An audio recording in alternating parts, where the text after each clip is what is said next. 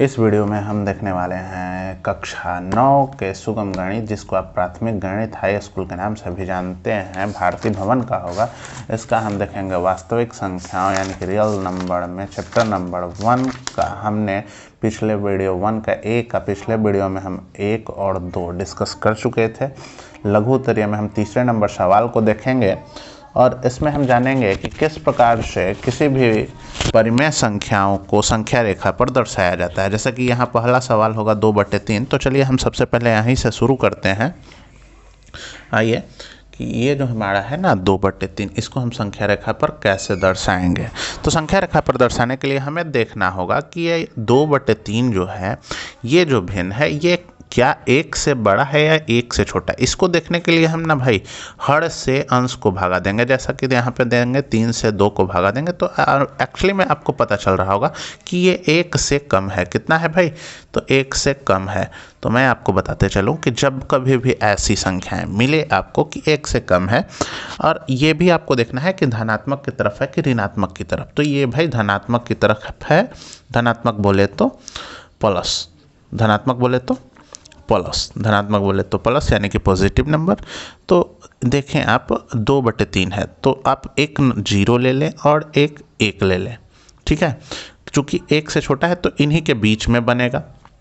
अब बनाने का जो प्रोसेस है वो समझे कि हर जितना कह रहा है 0 से 1 को उतने भागों में बांट दें आप।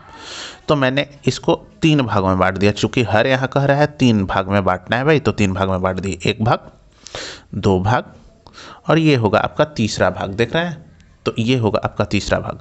अब ऊपर वाला क्या कर रहा है कि भाई जो 2 है ना, वो दूसरे स्थान पे ही आपका 3/2 होगा। वो काउंट होगा 0 की तरफ से ही, 0 की तरफ से ही काउंट करें। ये पहला होगा और ये जो होगा ये दूसरा होगा, यानी कि 2/3 जो होगा 1 और ये 2, 2/3 जो होगा यहाँ पे इंडिकेट होगा। 2/3 संख्या रेखा पे आपने दर्शा दिया। अगला देखेंगे आप, जैसा कि यहाँ है क्या कह रहा है कि 7/4 को संख्या रेखा पर दर्शाना है। तो सबसे पहले हम ये देखेंगे कि इसे पूर्णांक में तोड़ेंगे नहीं तोड़ेंगे, वो तो खैर बात की बात है। सबसे पहले ये हम देखेंगे कि क्या ये 1 से बड़ा है या छोटा। तो भाई देखो, इसको हमने 4 से भागा दिया है 7 को, तो ये 1 से तो कटा, शेष भी बच गया है। शेष बचने का मतलब है ये कि मतलब कहने का मतलब है कि अभी और ये लगेगा, यानी कि पॉइंट बैठा के हम आगे इसको बढ़ा सकते थे ना, यानी कि ये 1 से बड़ा है। तो 1 से बड़ा है और 2 से छोटा होगा, आम सी बात है, क्योंकि 4 दूनी का 8 होता है और 8 से तो ये 7 कम ही है ना, तो 2 से छोटा होगा, यानी कि 1 और 2 के बीच ही हम इसको इंडिकेट करेंगे। तो सबसे पहले हमको क्या करना है भाई, इसको पूर्णांक में तोड़ लेना है। पूर्णांक में तोड़ने के लिए हम यहाँ पे प्रोसेस लगा चुके हैं। हाँ, 4 से 7 को भाग दिया, एक बार में 3 शेष बच गया, और जो शेष होता है वो ऊपर आता है, ये जो भागफल होता है ये यहाँ होता है, और 4 जो है नीचे हो जाता है, ठीक है।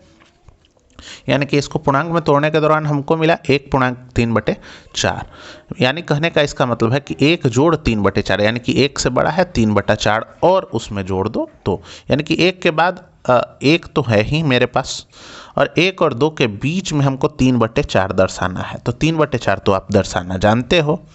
1 और 2 को 4 बराबर भागों में बांट दो, 1 भाग, 2 भाग, 3 भाग और ये 4 भाग, 4 बराबर भागों में आपने बांट दिया, ठीक है। अब आपको 3 दर्शाना था, तो यहाँ से काउंट कर ले आप, इसको छोड़ के नहीं कर सकते हैं, तो इसको आप देख के आप कर सकते हैं कि भाई देखो 1 2 3, इसको छोड़ के ही, इसको छोड़ के किया जाता है। जिस पॉइंट से हम लेते हैं ना, उस पॉइंट से, जैसा कि आपने ऊपर में भी किया था, देखिए 0 को छोड़ के काउंट किया था 1 2, तो उसी प्रकार से यहाँ 1 के बाद हमको काउंट करना था, तो यहाँ से काउंट करेंगे 1 2 3, यानी कि 3/4 यहाँ हो जाता। तो 3/4 मेरा यहाँ हो जाता है, यानी कि 1 और 3/4 ये कुल मिला के 7/4 मेरा फाइनल यहाँ पे मेरा संख्या रेखा पर अंकित हो गया।